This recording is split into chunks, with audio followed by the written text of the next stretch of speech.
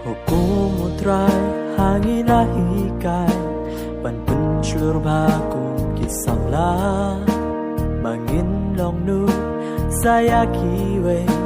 Hang ne hasla purte Wada pling duriao ngin gai pling ba Ngin om ting om kyu da shisha Cisula de kular bandon Rengkat bahi Kun sam la jung kabalang Hapling jing etu syapra Bangin long kisam la kristan kiwaslur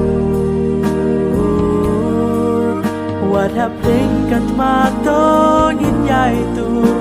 Ban boy shiliang jordan Kade yang iban yet namba Kijing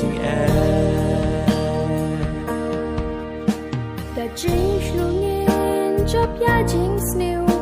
Nam u chi su tô nghìn cần tiêu Kun sam là tô nghìn ai tí lụt Wa chính im bom chiu cút Wa là chính bên trôi ba bún kinh văn Tô wa chép tiếng tô tu sáp ram Cần mau ca ni ca we ut rồi u đòn ha cha Kun sam la jung kabalang Hapling jing etu syapra Bangin long kisam la kristan kiwaslur Wat hapling kat matong in yai tu Ban boy shiliang jordan Kali yang ibang yet namba kijing